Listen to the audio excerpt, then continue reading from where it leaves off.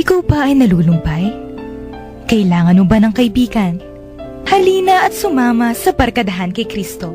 At ngayon, narito ang mga kabarkada ni Kristo. Magandang gabi po sa inyong lahat.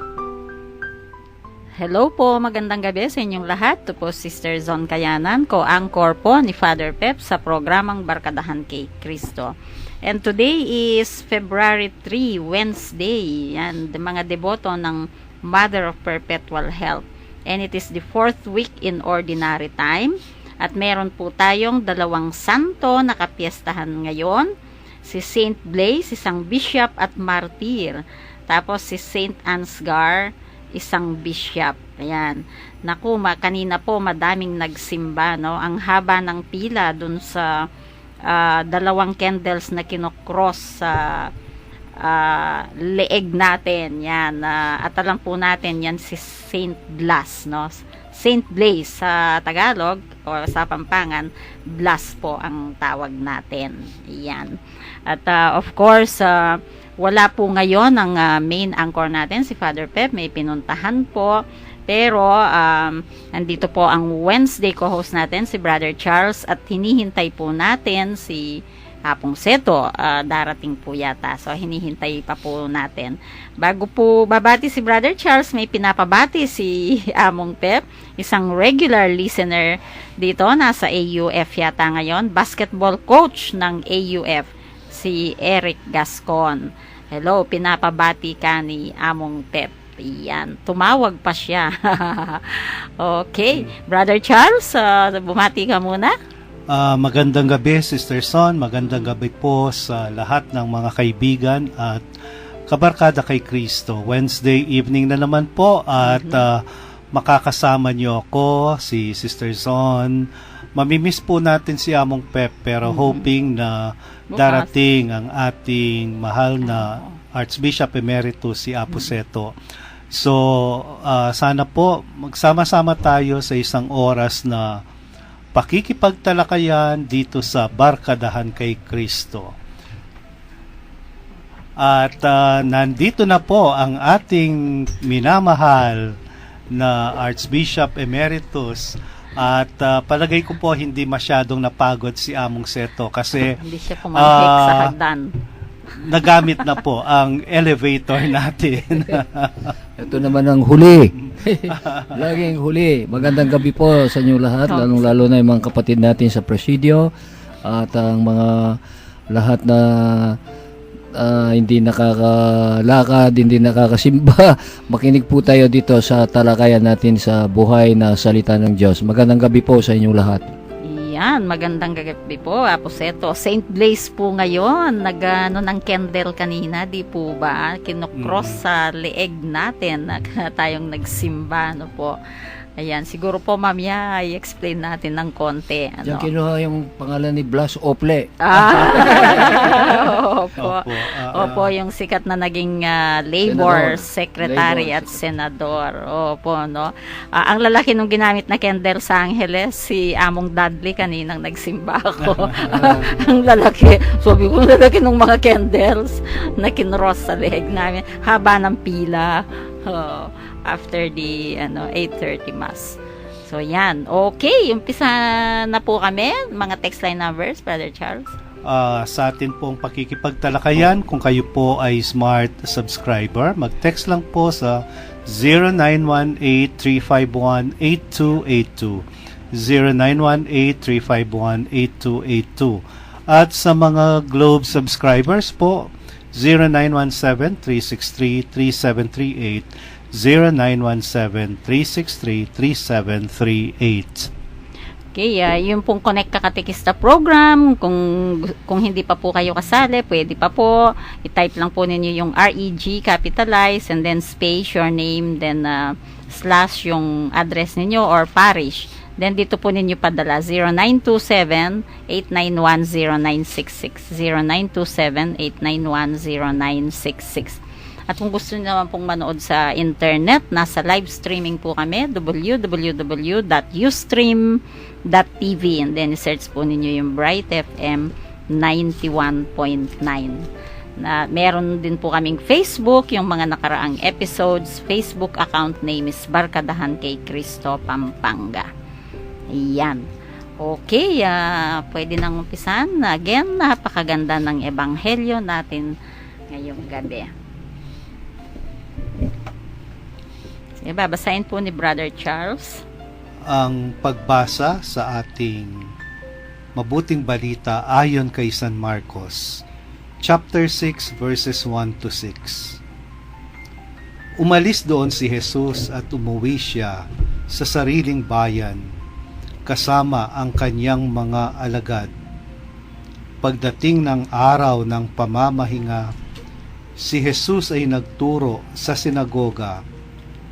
Maraming taong nakarinig sa kanya at sa kanilang pagkamanghay, nagtanungan sila, saan niya natutuhan ang lahat ng yan?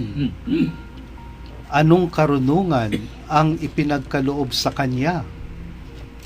Paano siya nakakagawa ng mga himala? Hindi ba ito ang karpinterong anak ni Maria at kapatid ni na Santiago, Jose, Judas at Simon? Taga rito rin ang kanyang mga kapatid na babae, hindi ba? Kaya hindi sila naniwala sa kanya. Dahil dito, sinabi ni Jesus sa kanila, ang isang propeta'y iginagalang ng lahat, maliban ng kanyang mga kababayan, mga kamag-anak, at ng kanyang pamilya. Hindi siya nakagawa ng himala roon, maliban sa isang may sakit na pinatungan niya ng kanyang kamay at pinagaling. Namangha siya dahil ayaw nilang maniwala sa kanya. Ang mabuting balita ng ating kaligtasan. Pinupuri ka namin, Panginoong Hesukristo. Mauna ba ako? Siyempre, Ate Son. Okay. Ladies first. Yung mga nakaraang gospels po natin, palagi ang Panginoon nang gamot siya, yan, nag-perform siya ng mga miracles. At dito sa gospel natin, dahil siguro katikista tayo, teacher si Brother Charles, na palagi akong na-attract when Jesus is teaching. Kaya dito na naman ako na-attract, na nakapag-reflect, on the Sabbath, he began to teach, sa synagogue, yan, sa sinagoga nagturo, At siguro itong mga taong ito, nakita na nila kung ano yung ginawa ng Panginoon, nagtuturo siya, and yet parang kulang pa sila ng pananampalataya. Tinitingnan ko rin yung mga tanong nila Sabi nila, where did this man get all this, Para bang yung wisdom niya kinu-question ng mga tao. Na kung tutusin, bakit nila questionan? Dami na nilang nakitang ginawa ng Panginoon na himala, panggagamot. And yet, eto pa rin sila, Tapos yung isang tanong pa nila, what is this wisdom that has been given to him? Ano ba itong karunungan na to na binigay sa kanya, Tapos ano ba yung deeds of power na ginawa niya, sa pamagitan ng kanyang kamay? Pero hindi lang yun sinabi pa nila, ito anak, ito karpintero, parang si Saint Mark lang yata ang tumawag kay Jesus na karpintero, Dito nakalagay si Jesus carpenter, the son of Mary and brother of James, and Joses. Ayan po. Parang hindi lang yung dami nilang tanong, and yet parang minaliit pa nila ang Panginoong Jesus. Makikita po natin yung talagang kakulangan nila ng pananampalataya, which is ngayon po, of course may mga taong ganun pa rin, kulang ng pananampalataya, pero yung latest na International Eucharistic Congress na nakakapagbigay naman ng saya at tuwa sa atin dahil nakita natin na parang lumago ang pananampalataya ng Pilipino. Ano po ba? Sige.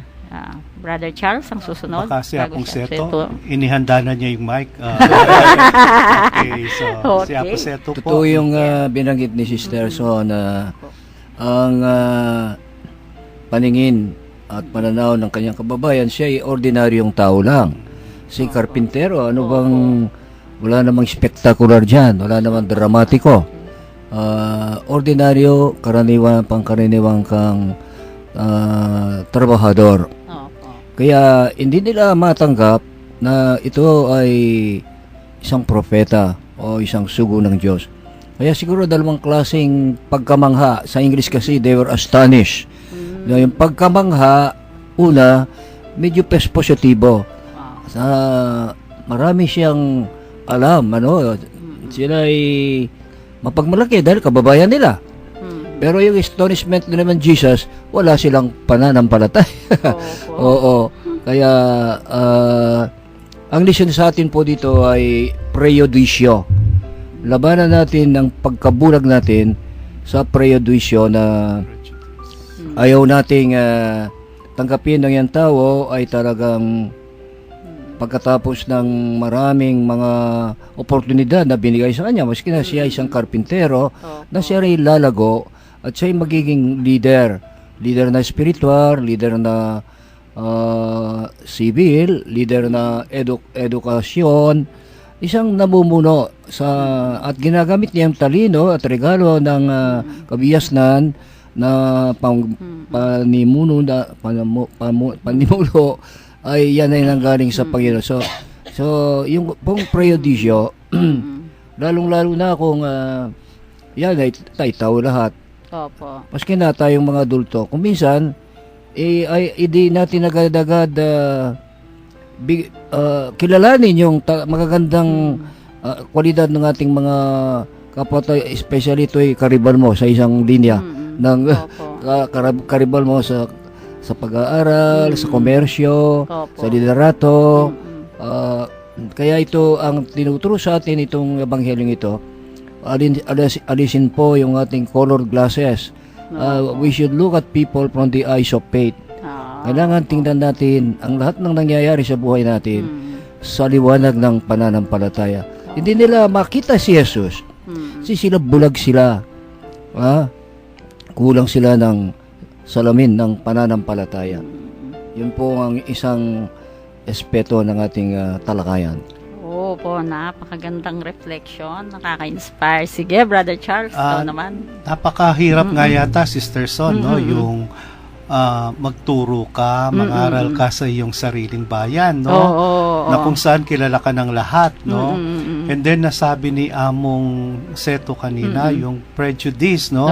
Para bang kinakahon natin kaagad ang isang tao. At tin pong kasabihan king Kapampangan, sabihan may tatasan neman lapis. Lapis yung tatasan. Para bang makikita pa lang natin ang tao, para bang meron na nga tayong mga prejudices sa kanya na para bang sino ba yan? Anak lang yan ng ganito. Ordinaryong tao lang ang pamilya niya, ang magulang niya, sa ordinaryong pamilya lang nang galing, no? So, sabi ni Among kanina, wag tayong mabulag, no? Or siguro, wag nating ilimit yung paningin natin. Nung maliit ako, ang tanong ko sa tatay ko, Tatay, bakit yung mga kabayo may takip sa mata? Sa mata, oo. No? Yun pala ay para straight yung pagtakbo nila sa kalsada. Pero ang agila naman napakalawak ng paningin niya, di ba? Kapag nasa kalangitan na, halos lahat ay kita ng agila. Siguro ganyan din ang mensaheng nakukuha ko sa Ebanghelyo.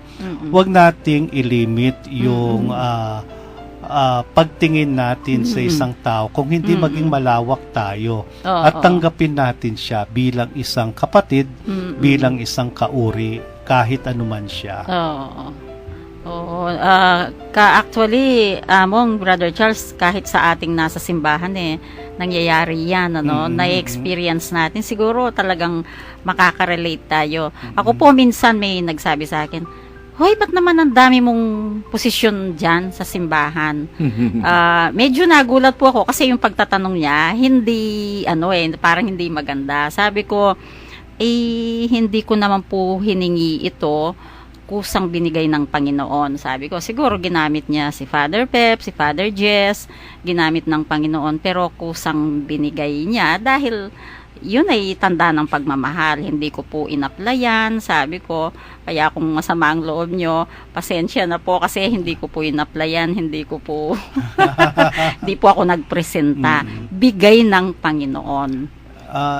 Nung Sunday, Ate Son, nag-celebrate ng Mass si Apong Seto sa Pampanga Provincial Jail, no? And then, habang hinihintay namin yung oras, meron akong nakausap sa mga inmates, no? Mga kakilala, mga dating kaibigan, no? And then, ang tanong ko, anong nangyari?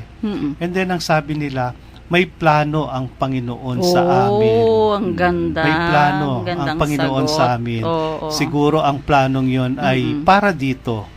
At yun nga, no, nakikipagkwentuhan ako sa mga kaibigan, no. Kasi kung minsan kapag niyayaya natin silang mag-apostolate, no, sa prison, para bang ay ayaw namin, ay may kasalanan yan, ay may nagawang mali yan, kaya nakakulong.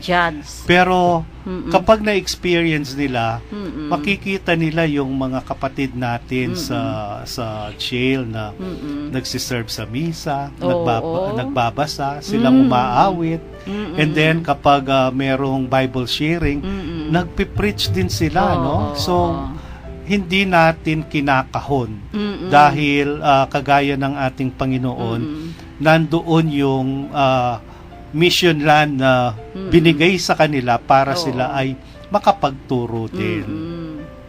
Napakaganda. Saka isa rin yung kalidad ng Panginoon. He is a hiding God. Hindi ko lang malocate yung text. Our God is a hidden God.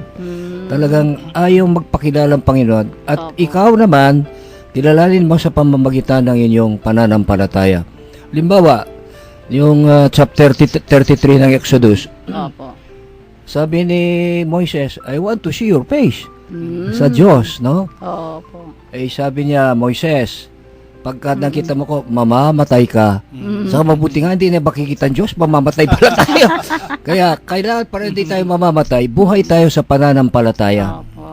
At sa loob ng 30 years, hidden God, obscuring, significant, nasa backyard lang si Jesus sa carpentry shop. Para pakilala sa atin yung ordinary, araw-araw natin buhay, napaka-importante. Hindi lang yung mga spectacular, dramatic, earth-moving, earth-shaking events, kundi yung araw-araw ng nanay natin, gigising siya, magluluto, maglalaba, mamamalengke. Siya ay ginagawa lahat ng mga household chores. Yun po ay napakahalaga na elemento ng ating pagkakristyano. Lalo tayong nagiging matatag, solido, mature, dahil yung araw-araw na inuulit na ginagawa natin at tayo ay kasama natin ang Panginoon, ang ating Emmanuel, yun ang gustong ipakita sa atin ng Panginoon. Huwag ninyo akong hanapin, no? Sa iba't ibang lugar, right here. Nandito ako, kasama ko kayo. I will be with you always until the end of time. Kaya, isa na naman ang panawagan, no? Tayo pong nagbabasa ng Biblia, sana po ay makita natin ang Panginoon sa Biblia. Pagka tayo ay nagsisimba, ay makita natin ang Panginoon sa salita ng Diyos, sa pare, sa humilya, makita natin ang Panginoon sa kongregasyon, makita ng Panginoon sa kapwa nating parishioner na nagsisimba, makita ng Panginoon sa mga nagsisilbi sa altar, makita natin ang Panginoon sa umaawit, nakita natin ang Panginoon pagka-consecration. Naku, napakaraming points of encounter. Ang dami. Sabi nga ng Panginoon, he who has eyes, let him see. Pero that from the material eyes, sa mata ng pananampalataya. Ayan, napakaganda po talaga, no? Yung gospel natin ngayon, talagang it's about faith, ano? At makikita po natin dito itong mga taong ito na, yun nga ang sabi ko kanina, ang dami pa nilang tanong, ano? Pero, yun pong sinabi ng Panginoon sa kanila, prophets are not without honor except in their hometown and among their own kin. No? Kaya nga yung sinabi dito yung brothers and sisters, ano. Nung palang unang panahon yung brother and sister kahit daw pinsan Mga lang kamag-anak. or pamangkin, ganun ang tingin din, brother and sister. Kasi nung unang sa panahon. Aramaic, Opo. walang term na brother. They're all Opo. relatives, brothers. Opo, Yung opo. brother dyan, in Aramaic, the word brother is A-H, Opo. So, kaya they have a dearth of vocabulary ng Aramaic. Napaka-limitado. Opo. Kaya yung sabi nila na habang nangangaral si Jesus at isang tao ay sumikaya, your mother, your brothers and Opo. sisters are looking for you. Hindi naman literal na blood brothers yan. Mga pinsan, Opo. pamangkin, in general, kamag-anak. Kamag-anak. Ano? Oho. Kaya, yun ang ating interpretasyon. At ganyan din, yung ating Panginoon ay gusto niya na talagang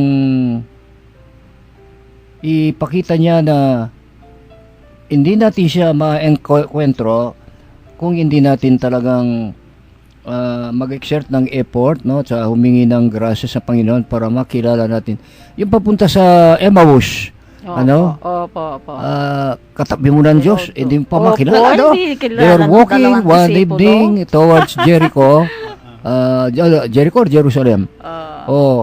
Ay napaka-silent, napaka-lungkot itong mga apostoles, si Cleopas at saka sino pa yung isang disipulo. So, di na nakaalam si Kristo, stranger, Opo. katabi niya. Bakit kayo malungkot? Ano bang iniisip ninyo?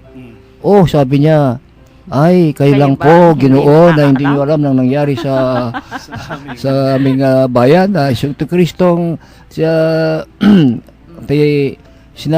naniniwala kami siya ang propeta, ang Kristo, ay namatay at sinabi niya huling mabuhay. Hindi pa namin nakita ngayon, sabi niya. Opo.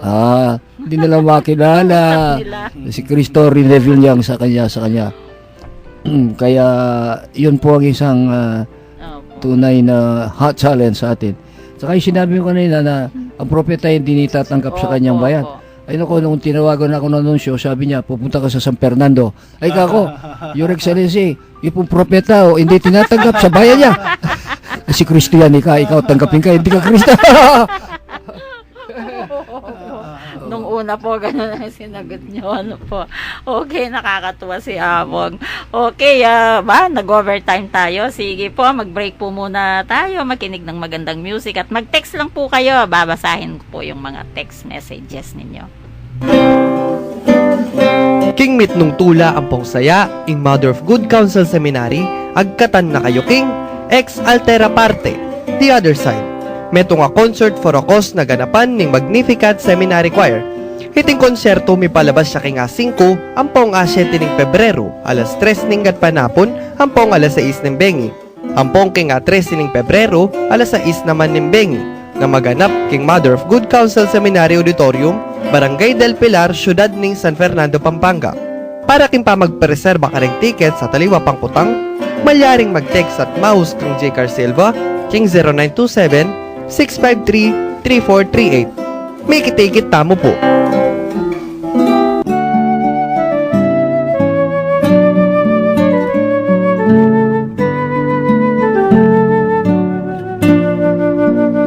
Huwag kang mangamba, di ka nag-iisa. Sasamahan kita saan man magpunta. Ika'y mahalaga sa aking mga mata.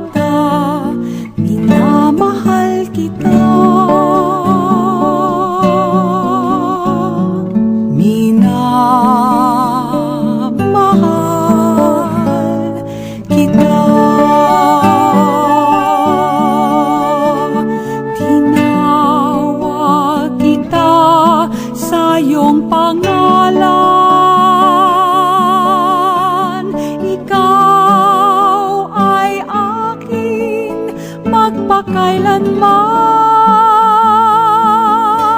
Ako ang Panginoon mo at Diyos,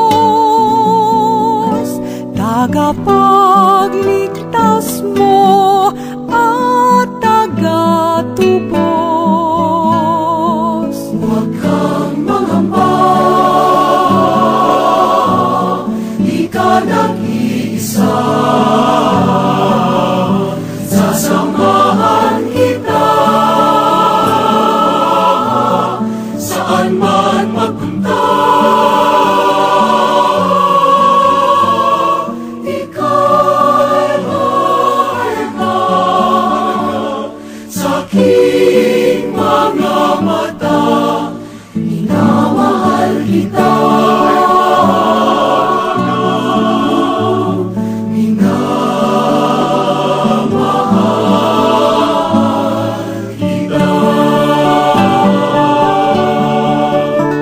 Sa tubig kita'y sasagipin, sa apoy ililigtas man din. Ako ang Panginoon mo at Diyos, tagapagligtas mo at tagatubos. Huwag kang mangamba,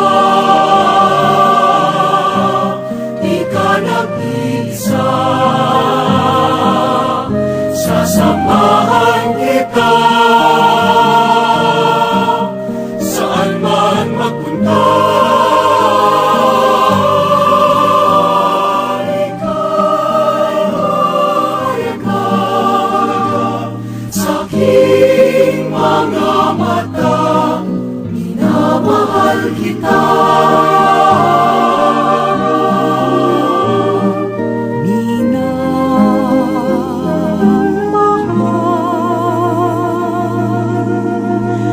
kita.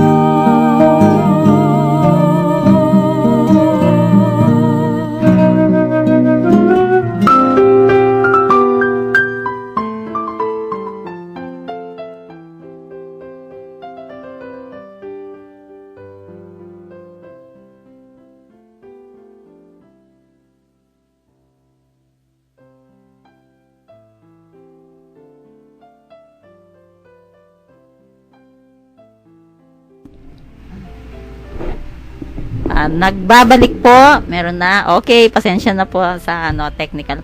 Nagbabalik po ang programang Barkadahan kay Kristo. Kasama ko po sa booth ngayon si Brother Charles and of course, Apong Seto. Ayan.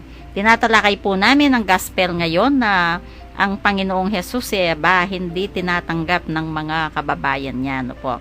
At may 2 texters po muna, babasahin ko lang po, tapos itutuloy po natin sa santo naman, no? I-explain po siguro niya po sa ito si San Blas, Saint Blaise yan. Okay, from 8273, Apo Seto, kumusta po, Sister Michelle? Sister, Ayan. makirandam ka pala rugo. Secretary po ni Thank you. Archbishop Dong, Madre Yes. Dominican Sister po. Oo, VIP yan. Ang kanyang boss, ang arsobispo natin. Kumusta, Sister Okay, Michelle? hello, Sister Michelle. Miss ko na yung klase natin. Oo. Magklase muna tayo. Ang ganda ng boses ni Sister Michelle. Narinig ko ng kumanta. Yan. Oo. So, po, from 9647 naman, good PM po, Apo Seto and Company. In gospel po, papakit na nung makanano yang makapagpabayon ning biye i Kristo, lalo na keng pamanggawa ng himala at pamagpagaling. Makanyan man po keng aldo tamong pamibye-bye, dapot manatili tamong makasadya, ban makapanatili yan naman ing ginu keng biye tamo. Dapot akakita na dapat na ning ginu, tamo pakyapusan gagawan daring mangwestiyon kaya. Ayan, gamitan tamo ing ikit ban, lalo tamo pang lumalam kasalpantayanan. Eta na gagawang nanumang pisasabyan masanting, lalo na keng kapwa kalupan ning gewata, dareng aliwang menakit keng gewana ning ginu. Yan, salamat po. Yan, Salamat po, napakaganda. brother. Okay. Sige po, ituloy natin, Among. Kapiestahan ni Saint Blaise. Yan, yung throat, yung may ano sa throat na po, yung ba yun, kung may natinik Lalamunan. sa lalamunan. Si Saint Blaise po pala may dinalang bata sa kanya na natinik. Tapos nagamot niya. Kaya siguro meron tayong ritual sa ating Oo. simbahan Oo, sige, kapag explain natin. kapag kapistahan ni Saint Blaise o ni San Blas, merong kandila na na bless, and then ifo-form ito na parang cross, no, yung Oo, Saint oo. Andrew's cross, and then ilalagay ito sa leeg ng isang Yung cross, tao, oo. at ipagdadasal siya ng pare na Oo. sa tulong at panalangin ni San Blas, sana ay maprotektahan siya o gumaling siya kung ano man yung karamdamang mayroon siya, particularly sakit sa lalamunan o kaya sa leeg. Sa leeg, oo. Siguro, Among, yun pong mga singers natin, baka pumipila din pagka February 3 para naman Marami nga. gumanda Sa Cathedral, yung mga marami. boses nila. Yung throat po nila, no? Sabi mo kanina, Brother Charlie, Mm. may pagka-San Blaise si Juan. Si Father Monsignor Eugene. Ay, opo. Siya kanina pala nakabreak. suwi. Nagkukwentuhan Oo, kami. Opo, suwi. doon po Ano yung minsan. suwi sa English? Yan. Hindi ko Ano? yata alam yun. Ano? O yata alam sa English mo, Amo. Hindi ba yan prick? Nakwento po minsan ni Monsignor Jean sa kanyang homily na nung bata pa daw siya, dahil swiya po, kapag daw may natitinik sa mga kapitbahay lalamunan. ay Dinadala sa kanya. dinadala, tinatawag si Imang Pining. Sasabihin ni Imang Pining, asan yung gwapong anak mo? Natinik yung anak ko. Ano naman. And then sabi ni nag-joke po si Among Eugene. Ayaw niyo yatang maniwala. Sige, bumili kayo ng isda. Kapag kayo natinik, pumunta kayo sa akin. Free of charge pa yan, libre. Opo. Parang si Aposeto ay ganun din. Aposeto. Oo nga, sweet po pala si Aposeto. Pinagtapat niya. Nawawala na. Nawawala na yung aking power. Kanina, Yung break. aking charism sa pagkaswi. Pero nung ako'y nasa seminaryo sa Mater Boni Concili doon sa Apalit, yung aking auntie nang galing pa sa Manila. Punitaw na ko, akin niya, oy, alis mo nga itong aking tinik dito. So, I touch her neck. Pinainom ko yung aking tagan. Aywan ko, I think it's faith, no? It is opo, really faith. Kasabang faith. Ano Faith. po. Even our Lord use rituals, no? At saka, yun pa personal contact Pero makikita din sa mga apostoles, halimbawa kay San Pedro o kaya kay San Pablo. Yung San Pedro, malakas ang pananampalataya ng nakikinig sa kanya Opo. at dumadaan siya pagka yung kanyang anino Anino, yeah. ay matanganan ka ng may sakit, sila'y Opo. gumagaling. So, gumagamit ng paraan ng Panginoon na kung minsan hindi mapaniwalaan. Nasa chapter 5 yan ng Acts of the Apostles. Many miraculous signs and wonders were done among the people through the hands of the apostle. At yung chapter 5 verse 15, yung mga tao dinadala na yung mga may sakit sa daan at ilinagay nila sa mga tiheras at sa mga banig para yung anino, naning anino? Alino, Shadow. ne po. Shadow. Adino si Opo. Peter, pagka yun ay mataba ng shadow, siya'y gagaling. Shadow lang. gagaling. Alino. Yung chapter 19 naman, Opo. si San Pablo, yun na namang handkerchief niya. Sino bang gagamit ng handkerchief na anong tawag niya? Kinaskas Opo. sa balat ni San Pablo, Aba, parang charismatic. siya ay ano? gagaling. Oo. Kaya dito sabi, God did extraordinary deeds of power through the hands of Paul. Even the handkerchiefs or clothes that touched his skin were laid upon the sick, and their illnesses were cured. So, gumagamit po tayo ng mga sacramental signs. Kaya alam na po ninyo bakit ang Katoliko kung minsan ay kumukuskus sa santo. No? Yan po pala. Hindi nasa na po Bible anting-anting din. yan, ha? Opo. Yun rin ay dalawang message. Una, you want the saint, gusto mo ang santo ay isang kaibigan ng Diyos na malapit sa kanya, Opo. na sa kanyang intercession, hindi yung bato o yung kahoy, no, ng imahen, kundi nagre-representa niyan. Opo. Meron ng tunay na San Fernando eh. Opo. Tao, kailangan na yung visual aid na upang tayo ay ma-focus. Ay, yun ang pananampalataya. Pangalawa, we want to belong to the circle of the saints. Kaya lumalapit tayo santo, inihipo natin, gusto nating malagay sa small circle of people who are close to holiness. Hindi po anting-anting yan. Hindi po superstition. Yung mga pare, halimbawa, hindi naman santo yung mga pare, but after mass, why do you all go and kiss his hand? Opo. Yung ba, pero isang respeto lang, partly, pero gusto natin dahil at least we believe in spite of the limitations of the priest, malapit sila Panginoon, no? Nanggaling sila sa altar, ay sila ay alulod ng grasya.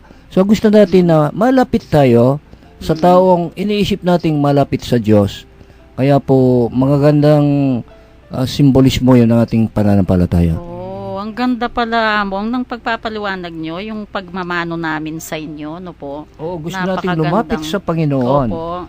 Eh, di ba, gusto natin kung sino ang pinapaniwalaan mo na siya ay malapit sa isang tao, siya ang malapit sa Panginoon, siya ang lalapitin natin. Opo. So siguro Sister Son, maliban doon sa ritual na ginagawa natin kapag kapistahan ni Saint Blaise, no, yung blessed candles ay ilalagay sa neek natin para sa paggaling natin sa mga illnesses sa throat, no?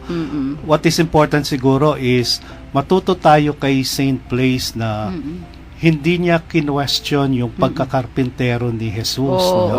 Kung hindi tinanggap niya ang ating Panginoon, and then naniwala siya, isinabuhay niya ang itinuro ng Panginoong Hesukristo, at siya ay naging instrumento para ipalaganap din ang mabuting balita ng ating kaligtasan. So yan po, no, si Saint Blas. May connection po ba among yung kahapon Candelaria? Ayo nga Connection naman. po. Opo. Yung Candelaria, hindi lang yung kandila. Opo. But the light. Jesus is the light of the world. Sabi niya, ako ang ilaw ng mundo. Pagkatapos niya, sinabi niya, kayo rin. You are the light of the world. Yung chapter 5 ng after the Beatitude, chapter 5 ng Mateo. Let the light of your good works shine before men, so that those who see your good works will glorify your Father who is in heaven. Pabayan ninyo, kayo ang ilaw ng mundo. Pabayan yung ilaw ninyong mabuting gawa. Kaya yung mabuting gawa, mabuti. Excuse me. Yung isang sabi niya, natin faith, no good works. Ba, hindi, wait a minute. What about works of charity, works of justice, works of peace, works of forgiveness? Those are works that lead us. They are the fruits of faith, no? Ang nagbubuga ng good works, yung faith. Kaya wag nating lilimutin masyadong ginagawang mababang uri ng good works, no? Even Jesus work and work. He was a worker. He is the son of a worker. He's a carpenter. Kaya yung ating pananampalataya po, importanteng talaga, no? Na may pananampalataya, show it, sabi ni James, ha? Chapter 2 of James. Faith without good works is dead. Aba? You put them together, do not pit them against another. Huwag ninyong gagawin na ano yan, ito Tagalog natin ay magkaaway ang pananampalataya at ang good works. Good works. Opo. At nasabi po ninyo, Apseto, na yung good works, lalo na ngayong Year of Mercy Mercy. po. Oh yes, Yeah. do Yung works of charity. Spiritual works of mercy, tsaka po corporal works of mercy. At papasok na tayo sa Kwaresma. Oh, At yun nga. isa rin Naku, ito malapit sa na. hinihingi ng panahon Oo. ng Kwaresma, no? Mm-mm. Ang paggawa ng karidad o Mm-mm. pagmamahal right. at kabutihan sa ating Mm-mm. kapwa. Oo. Na tama, no? Okay, meron Kaya pang sabi nga texter ni po. Isaiah, I think that's Opo. chapter 58, sabi niya, ito ang fasting na tinatanggap at aprobado sa Diyos. Liberate the oppressed, Opo. share your food with the hungry, Mhm. at mga corporal works of mercy. Opo. Oo. Bigyan mo ng damit yung Opo. Clothe hubad. the naked. Oo. Opo. So yung fasting dito, hindi lang yung May kasama. hindi ka kumakain ng kompleto ng ng mga meals mo. Importante yung equivalent yung full meal na hindi mo kinakain, yung equivalent niyan ibigay mo as charity. Yeah, that's the point of kuminsan kasi nakakalimutan po natin nako, personal fortification. Hindi. Opo. Originally, you are fasting because the food that you should have consumed Opo. should be given to the poor. Yung halimbawa, magkano yung yung Opo. meal Yung mo, budget mo i-budget dapat. mo, Opo. share mo Opo. yung may sakit at saka Opo. yung mga gutom. Huwag po yung mag-fast tayo ay para makatipid ako, ibibili ko ng damit yung matipid ko. Huwag po yun. Hindi, fast food Sinabi yan. po niya. Oo. Hindi fast food. Opo. May isa pa pong texter, 0072. Sabi niya, good PM po. Pag-pray over niyo po ang asawa ko na maayos ang pag-uwi niya sa probinsya nila sa Iloilo. Salamat po sa trabaho ni Silen at sa pagpapatherapy ng anak ko si Siron. Naway gumaling na po siya ng tuluyan. Salamat po. Rosalie po ito ng San Nicolas. Ay, opo. Sama kami sa panalangin sa inyong mga intensyon, sister. Opo. May time pa tayo? May continuation pa ba tayo kay Saint Saint Blas? Blaise? Oh, mayroon pa. Opo. Sa Saint Blaise. Naging bishop po siya ng Sebaste Sebastian, in Armenia. Opo. Tapos na imprison po siya, no? Itong bishop na to sa isang cave outside Sebaste. And then yung mga wild beasts nako lumapit sa kanya, pero the wild beasts came to him to be cured. Pati mga animales nagpa-heal sa kanya, no, to be cured, mga wild beasts po. And then, yun nga po, may isang mother daw na nagpunta sa obispo na to at tinanong siya kung pwedeng i-cure yung anak niya na nagto-choke sa isang fishbone na nakastruck sa lalamunan. And then, na-save po nitong bishop na to ni Saint Blaise with a prayer and a sign of the cross. Yun po, prayer and sign of the cross ang heal dito sa natinik na bata. So yan, and for that reason Saint Blaise is venerated as patron of those suffering from diseases of the throat. Yan. So sa Opo, mga churches daw sa Latin Rite, yun nga yung dalawang blessed candles na tied or held together, ginagawang form of Saint Andrew's cross, and ina-apply, yun nga po yung sinabi ni Brother Charles, ina-apply sa throat ng mga tao. Yan po. Okay. Wala na po kayong idadagdag bago tayo may announcement sa University of the Assumption. May announcement. Hindi po sa University of the Assumption, pero siguro po reminder na isang linggo na lang po. Oo. Papasok na po tayo sa panahon ng Kwaresma. Next week po, Ash Wednesday na. February 10. February 10 po, no? At a day prior to February 10, ang simbahan po ay ihahanda na yung abo. Oo, kinokolekta na. Opo. Binigay ko na yung akin. Ang abo pong ito ay manggagaling doon sa mga palaspas. Oo, yung Na bendisyon. Bendisyonan noong nakaraang Palm Sunday, no?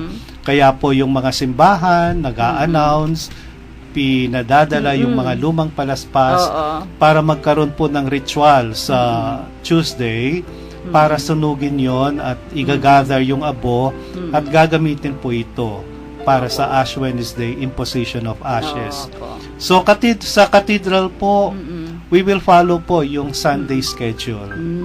Sa Kasi Wednesday, po, Ash sa Wednesday, Ah, kasi po oo. marami yung magsisimba Oo, niyan, no? ay, naku, At naku, meron no. pa pong karagdagang misa yung 12:30. Kasi po ito'y hinihingi ng mga nag-oopisina para after eating their lunch, 12, makakalipat sila sa simbahan at 12:30, magkakaroon po ng misa. So, Yan.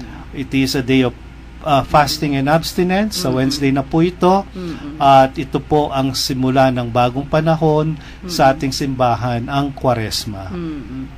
Ayan. Ito ay mabuti na banggit mo, Brother Charles. Maganda rin na inisplika natin yung ating mga ritual, Opo. ang ating mga liturya.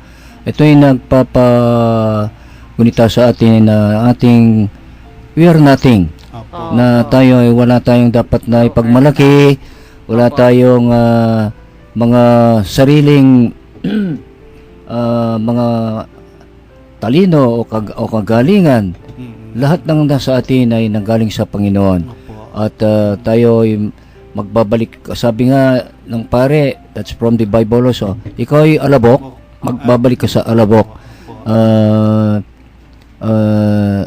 Repent and believe in the gospel. Dalawang forma yan, no? Opo.